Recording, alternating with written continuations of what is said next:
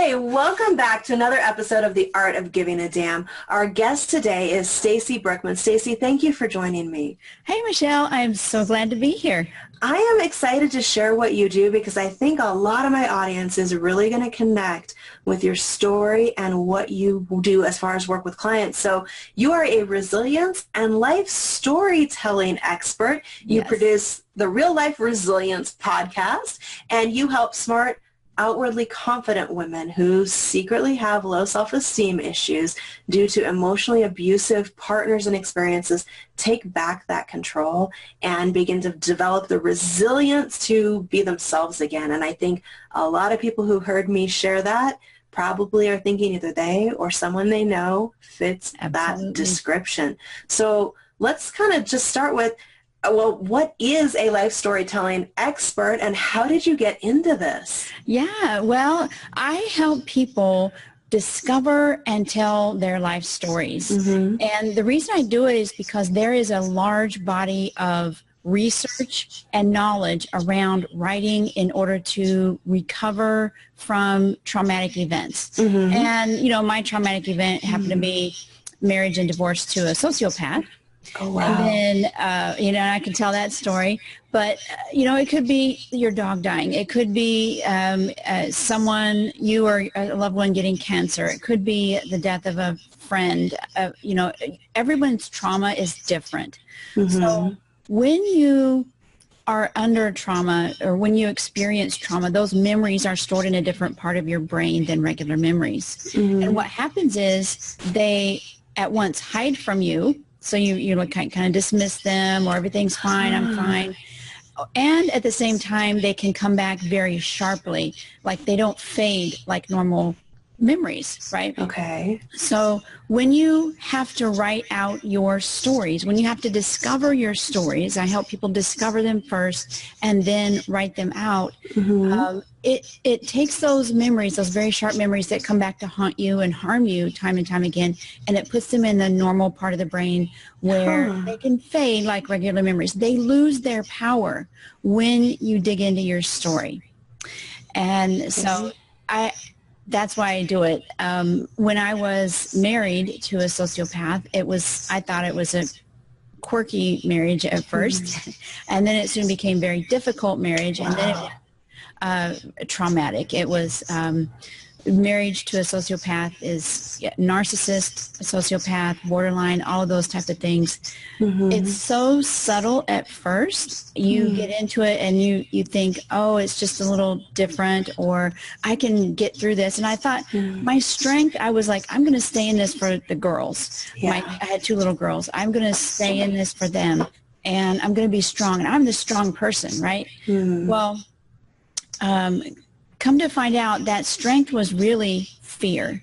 It was fear of leaving and getting a better life. Fear that I couldn't have a better life outside of this was my role in life. I was strong. I stayed inside this very difficult marriage. And come to find out, when I was in the middle of this divorce, you know, I discovered it wasn't just a difficult marriage. It was an abusive marriage. Very abusive. It was sexually, emotionally, psychologically abusive. And when you're in there, you don't really realize it. The moment came when, you know, it was tough, of course, just tough marriage. I was just trying to get through the day. I was paying bills, and my youngest daughter came in and she wanted to get on the computer, and we had a desktop computer.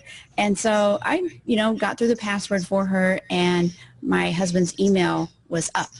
And it was, an email was confirming an ad, and the ad was advertising himself as a sex partner for couples. And I decided, that's it.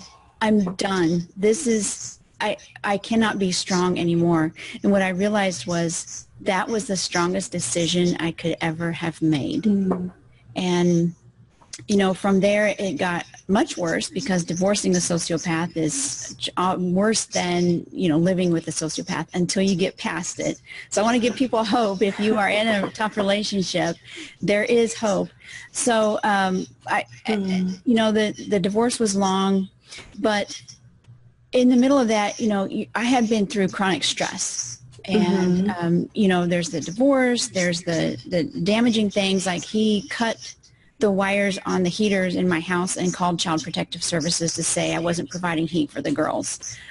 He planted a bug in my car, a listening device in my car. Mm-hmm. We were trying to sell our house, of course, and filled all 3 toilets with feces up to the top and cut all the wall sconces. I mean, just every time I turned around, he put sleeping pills in my nightly tea, and I was so tired the next day I almost ran off the road. So every week there was something. And so when you're under that sort of stress, your brain is in a fog. You're just trying to get through the day. But what happened was, I'm like, I need an outlet. I need something that's not divorce, not trying to keep my job, caring for the kid, like doing everything. I just need some sort of outlet. So I took a memoir class. And because I'd always kind of liked to write, but I would write these crazy stories of what's happened to me, bring them in, and we all, you know, everybody kind of told what their stories were that week. And they loved my stories so much, they gave me a scholarship to come back the next semester. But what I discovered naturally doing that was I became very clear on what had happened, what my life theme was to date. And that was, I never raised my hand. I didn't say, that's not right. From kindergarten, grade school, high school on, I didn't say, don't do that. That's not right. My voice wasn't heard. I didn't speak up because I felt it wasn't my place, or I was taught from an early age not to speak up. So writing, everybody who writes their life stories tells me clarity is amazing. When you, as human beings, we have a huge capacity for pulling the wool over our own eyes. And when you start writing, you have to find the words for what's going on in your head and find the words for what's happened to you. And you get them down on paper or your computer. It is an amazing transformation. You can really transform your life through that. So that's what I do. That's why I do it. So let's rewind for a minute. When you first started taking that class, what was it that gave you the courage or the bravery to actually write that down? Because I think that's one thing that stops a lot of us from being able to get past something, maybe not quite as traumatic as that, but whatever our challenges and things that we go through are, we don't want to, or we're afraid to, or for some reason we just don't talk about them. We don't write about them. We don't acknowledge them out loud. So what was that part of the journey like for you? What actually gave you the strength to do that and start sharing it? That is a great question. I have not been asked that question yet in an interview, and that's really, really great. And because it's important. You're so right. I did not write a journal for a long time because I was afraid everything that I would write would be negative, and someone would find it down the road and say, oh, that's an awful person. Because that's what was on my mind. It was all bad stuff. So I'm like, I can't write a journal. But what we did in the class was uncover milestones, and we took baby steps. Okay, what are some milestones, good and bad, in your life? What are some desires? And this is where I take people through a process of discovering their life stories and then pinpointing the one they need to write about, and then simply writing some of the facts. What did you see, smell, hear, taste, touch? And when you start doing that, you start remembering more. And then we craft it into a beautiful story, a beautiful story. And so even though people think it's an ugly story, it is only for you, especially this first draft. It is really ugly. It doesn't have to be grammatically correct. It doesn't have to even have sentences. It could be just thoughts, a stream of conscious thought. It is just getting that out of your head and onto paper. So it is meant to be ugly. It's okay to be ugly. You don't ever have to share it. Nobody has to see it. You just have to get it out of your head to benefit yourself. I was mentioning the research. Dr. Pennebaker, what was his first name? I can't remember. Dr. Pennebaker from the University of Texas at Austin did a lot of research, and writing about your tough times, even though it's tough because you have to remember those details, it is tough. It can actually boost your immune system. There's a physiological change in you when you start doing that. Like I became a lot calmer, and I could go to court, and I could go, transferring the kids and handle those things much, much better having written about some of the tough things that were happening.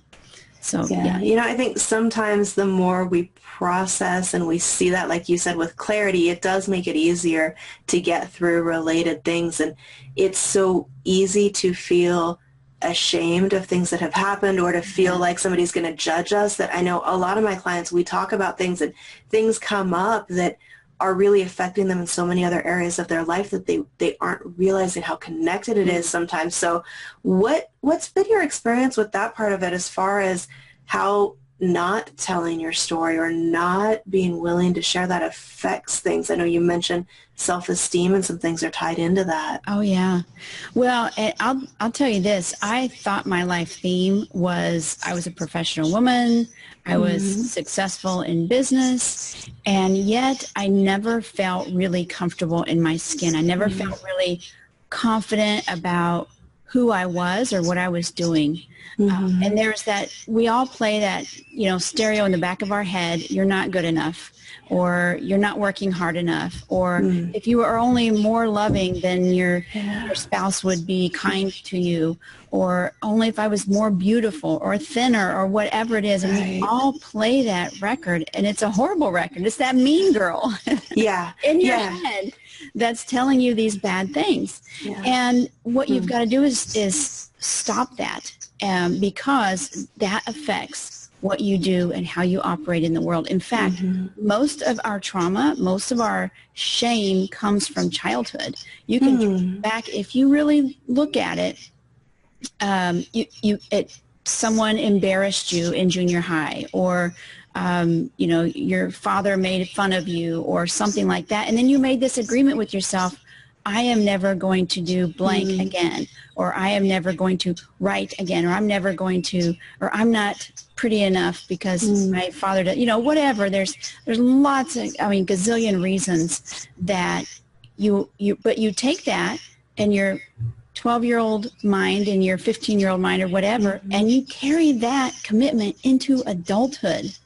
And so obviously I am not good enough. My voice shouldn't be heard into adulthood. So it was my 12-year-old self telling me in my 20s and 30s and even into my 40s, you're not good enough. Don't make waves. Don't speak out about these things.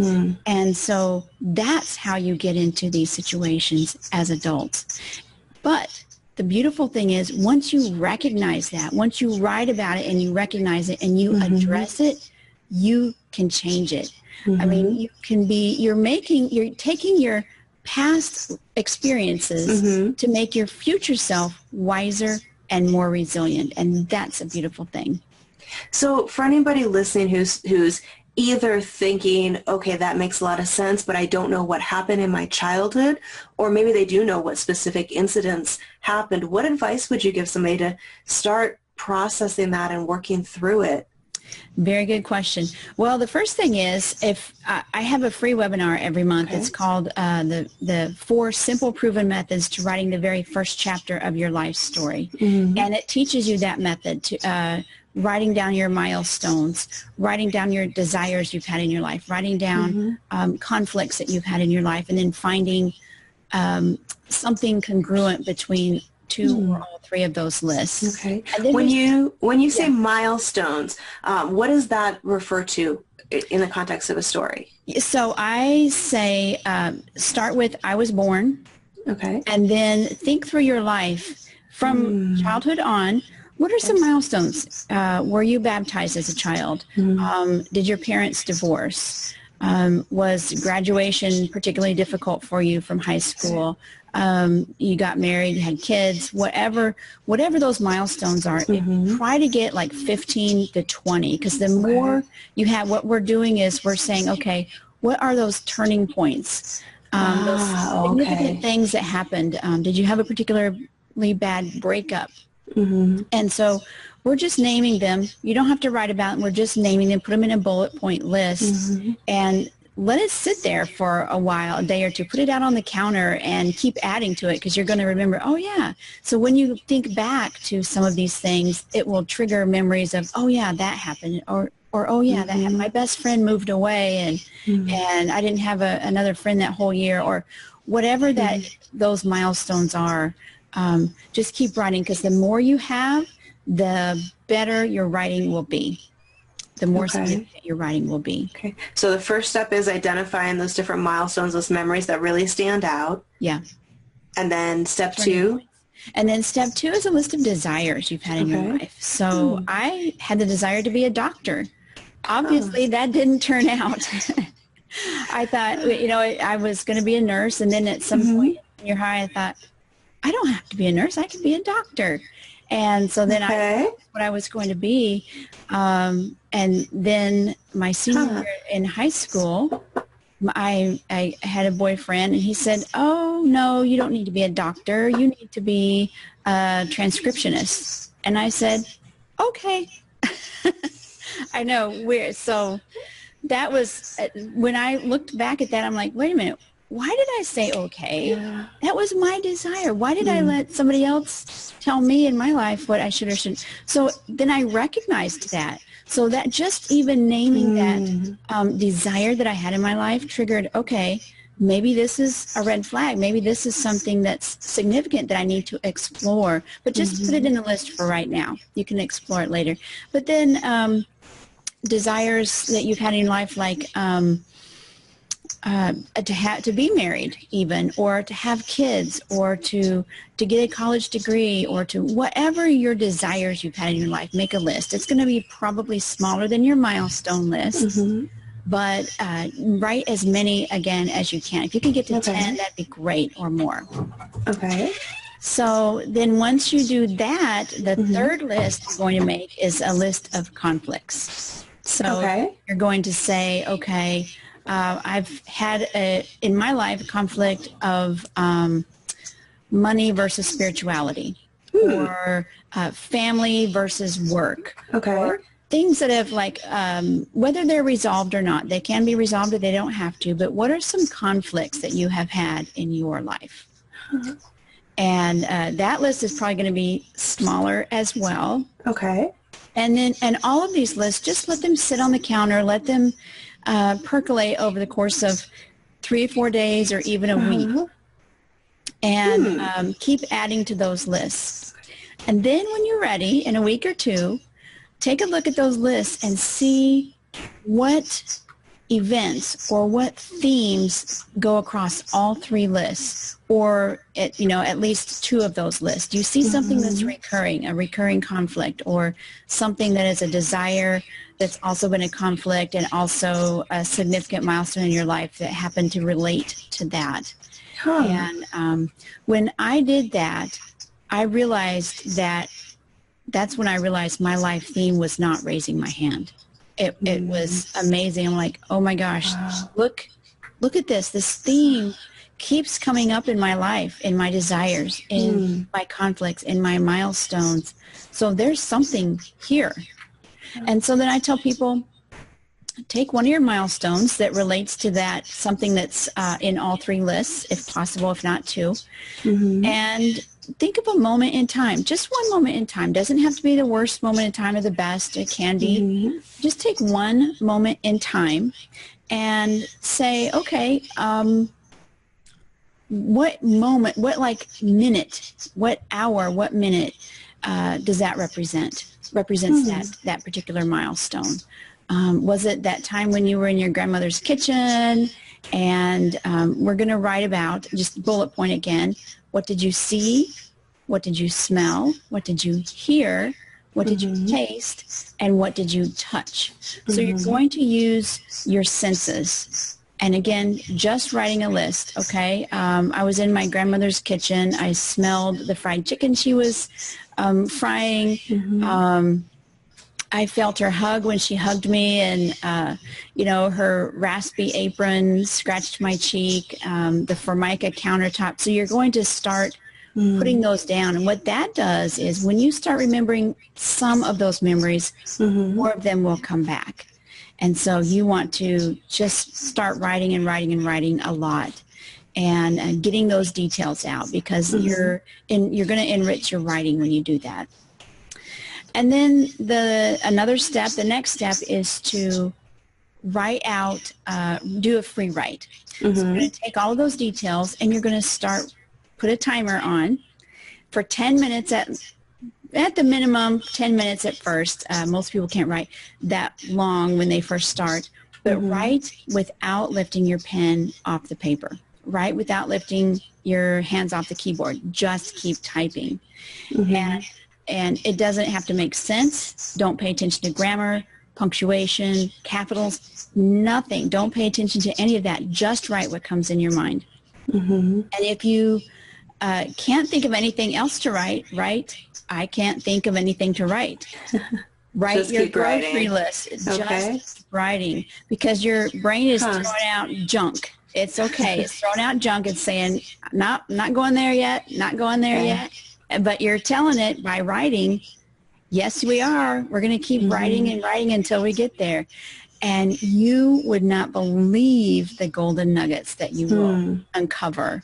Your brain will then say, okay, here we go. Here's what this was all about. And you will gain a lot of insight into yourself, into the situation.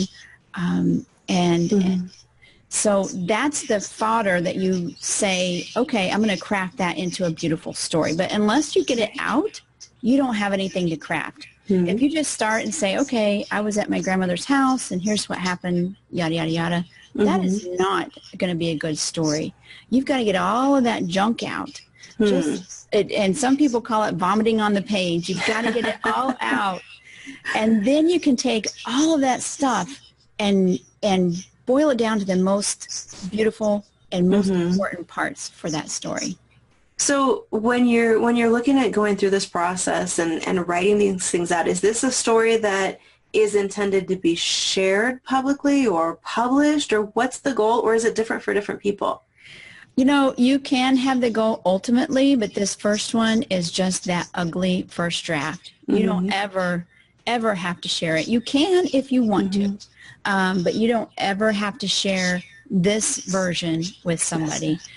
In fact, most people do not. Most people clean it up before they send it to somebody else, and it's okay either way. You want to get the benefit of it, and this will benefit you. Then once you work with somebody to craft it into a nice story, then you can share it out. I do encourage people to share their stories for a lot of reasons. Most importantly, well, first of all, when you share your story and somebody holds that story without judgment, for instance, in a writing group, I encourage people to go to writing groups. Something happens because somebody else, you have become vulnerable. You've said, here's my story. Here's what's happened. And that vulnerability and somebody holding your heart, holding your story, holding this in their hand and saying, I get it. I get you. That's a beautiful story. That's a great story. Or that's a tragic story. Or I'm sorry that happened to you.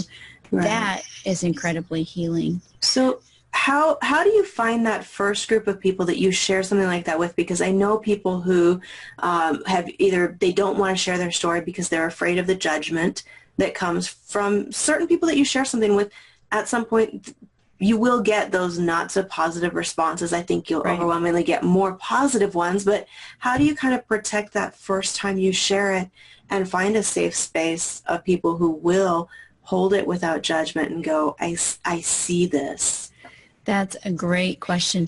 I would say there are writing classes and writing meetups all over, especially in the major cities, but they're also in smaller cities as well. There is nobody who can hold your story in their hands and delicately as you will as other writers. Gotcha. That makes sense. Other memoir writers, because they have their stories as well.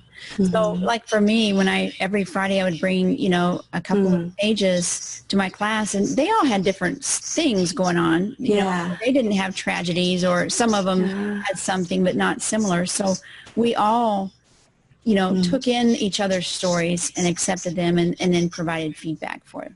So I gotta ask, and I can't be the only one who's asked you this one or who has wondered, when you started sharing some of those stories with this memoir group, did they immediately realize it was nonfiction, it was actually your life, or did some of them kind of ask you, is this for real? Is this fiction? I mean, did you get that question? No, I didn't get that question Okay. because it was a memoir, so it wasn't a fiction class. Everybody brought true stories. And, at first I couldn't get through reading without crying. Yeah. And it was okay. And, other people had some similar reactions for their stories. And so they would hand their paper to the next person over who would finish reading it. And oh my gosh, I'm getting tears in my eyes just thinking about it, because it's touching when you can share that with somebody else. It really is touching. And then you are really connecting with other people. And they're very supportive. Writing groups, go to meetup.com. There's almost always writer groups there. Find find a memoir writer or nonfiction if you can. Creative nonfiction, a lot of times it's called. And you'll find other people who have stories they want to tell as well. Yeah, that had to be a very emotional moment the first time that you read something like that out loud. Exactly. Yeah. And I can see where that would be something very transformative. Yeah. To kind of just put it out there and acknowledge, hey, this is what happened from my perspective. This is my life story. Exactly. To be free to share that is a very powerful thing. Well, the other thing too is I had to condense it. I had to, that vomit on the page, you had to bring it down into 2 pages, and that's what you could read. And so you're not vomiting all over other people, right? Right. Where, your friends or family are like, okay, I've heard this one before, or, how many more times are you going to go back to him? Yeah, I think that's a really important point for those listening who are thinking about this process, and maybe you've even already mentally started those lists that Stacy talked about. This is something that you do want to find an outside group, it sounds like, to listen to, because it is hard when it's friends or family. They see you a certain way. They see your story a certain way. And they're well-meaning. It's very difficult. Yeah, it is very difficult. I used to, for my story too, I would call my mom one day and tell her, okay, here's what's happened. And, it just broke her heart. And I didn't want to continue. So the next night I would call my older sister, and the next night I'd call my younger sister. And then, so you do have to share your story, but there are times when your friends are just like, okay, enough of the tragic stories already. And this is a way to condense it, make it salient and very important, and then share it with another group. The other reason I always encourage people to share their stories, whether it's there are lots of other ways too. I really recommend a writing group. You could do a blog, and online, they're practically free to create a blog. You could do it in emails to yourself. You could just write it for yourself and save it for, one of the main reasons I wrote was because my ex was saying, spreading so many lies. I was just unbelievable. And I'm like, I can't tell my kids they're, 7 and 9. I can't say that's a lie.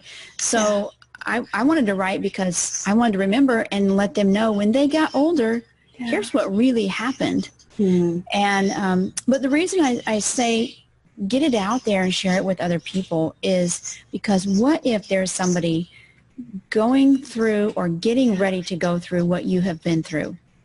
Wouldn't you want to help them and share with them your wisdom and your advice and what has happened to you, so they can maybe get through that learning curve faster? Maybe they can get to healing a lot faster. So there's something to that, reaching back once you've been through something, reaching back and helping someone else who is just about to go through that. There is, and sometimes just knowing somebody else has been there where you are and they survived, even if there's not necessarily, I know a lot of people don't feel like they have all this brilliant wisdom to share, but just the fact that you're on the other side of it and you lived through it, you've survived it, and you're still here with us, that means so much to somebody who's in the middle of something like that. Exactly. Exactly.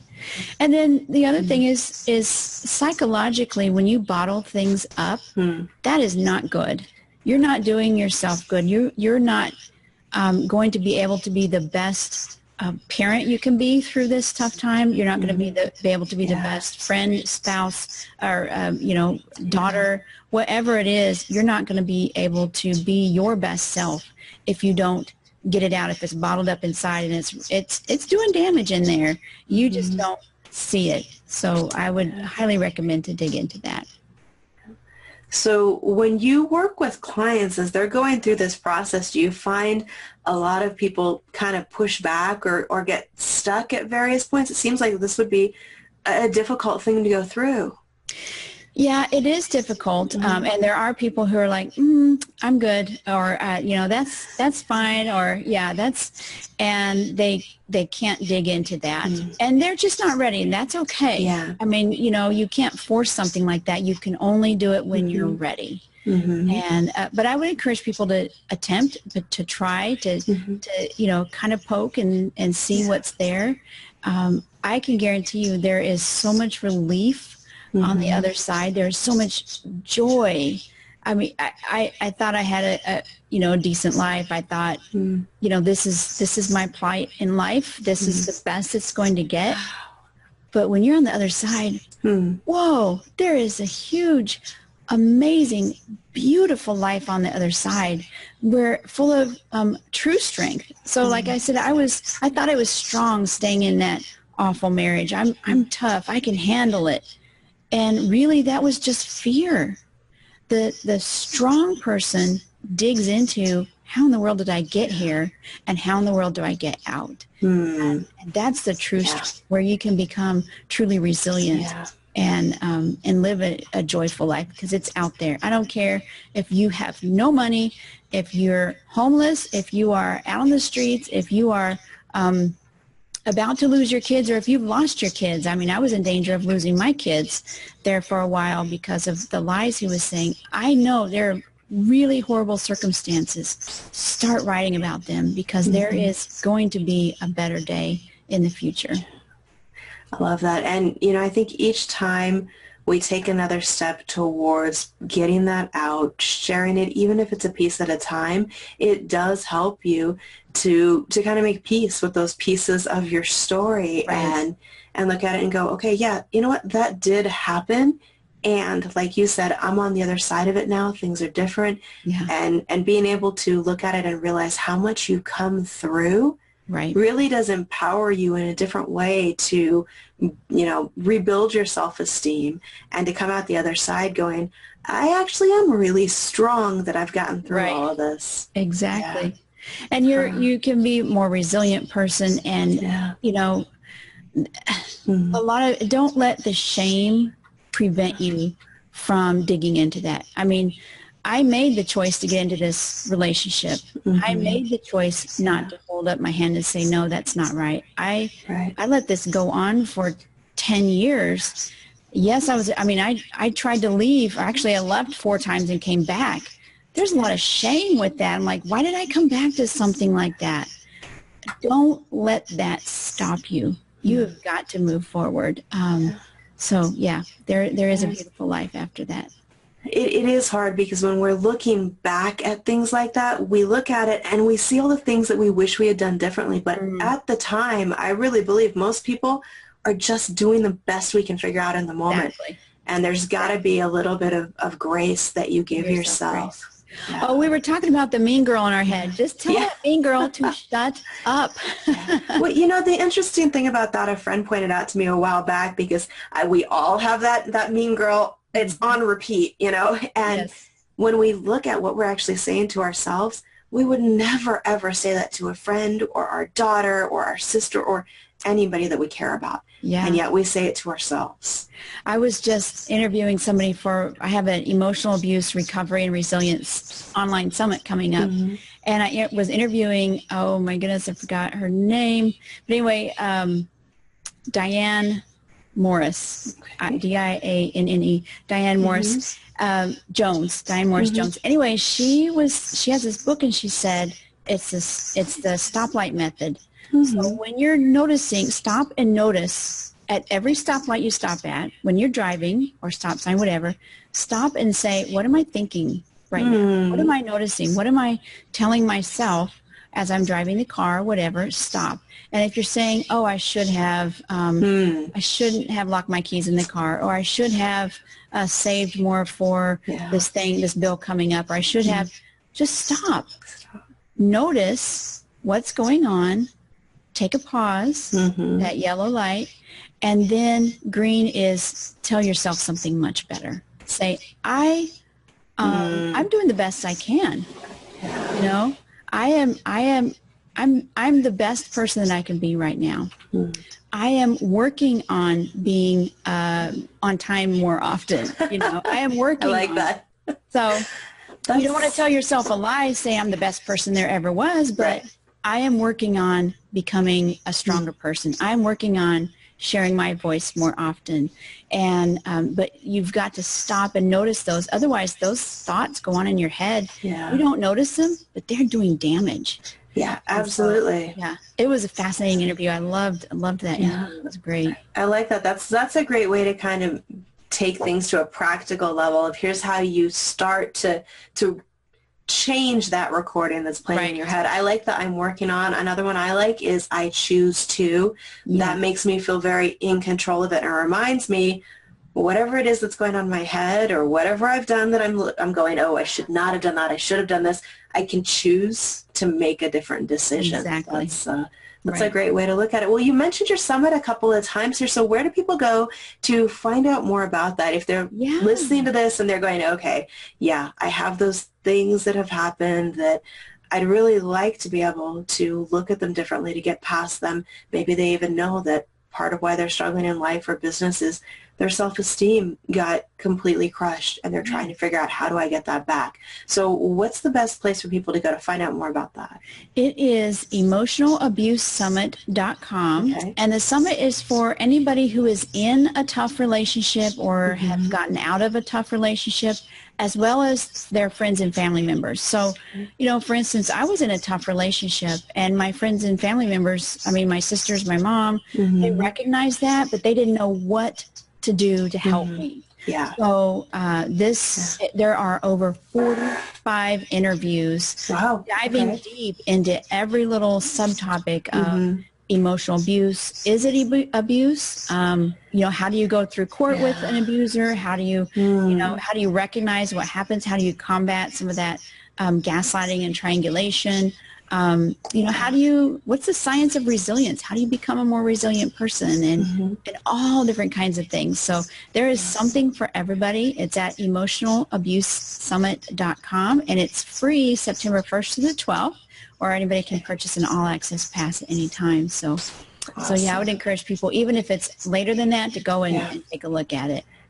And if you're listening to this and you have somebody in mind who you know is in this type of relationship or has come out of it and could use the support and the help and the guidance, send them to Stacy's website to find out more. They will appreciate it. Sometimes we need somebody else to kind of knock and say, hey, from the outside, you know, this is what it looks like to me. And you can let somebody know in a sensitive way of, you know, I might be reading this totally wrong, but just in case. Because I think everybody who's been in a situation like that wishes somebody had noticed and wishes someone had taken the time to say, hey, we see this, can we help you?